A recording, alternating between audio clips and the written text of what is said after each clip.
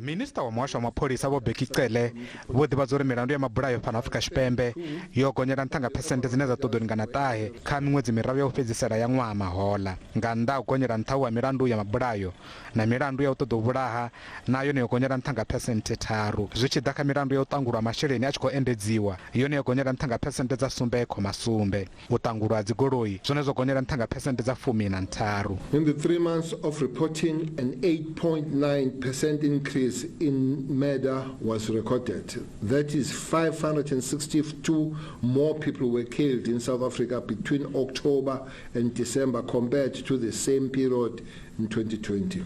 Out of 6,859 people killed in the country, 902 of them were women and 352 were children.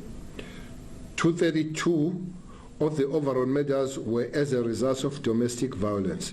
Musi zwo ḓiralo, Minista Vhugevhenga vha ri milandu ya vhudzekani yone yo tsela fhasi nga phesenthe dza tahe, zwine zwa amba uri yo fhungudzea nga tshigidi tshithihi na maḓana maṋana sumbe. Zwi tshi ḓa kha milandu ya u tshipa yone yo fhungudzea nga phesenthe dza sumbe khoma ina, zwine zwa amba uri yo tsela fhasi nga maḓana a tahe. Crimes such as common robbery, sexual assault, attempted sexual offences and contact sexual offences have recorded 3 to 4 digits decrease. Musi zwo ḓiralo, Vhugevhenga vha khou itela khwarelo lushaka uri lu shumisane na mapholisa siani ḽa u lwa na vhutshinyi.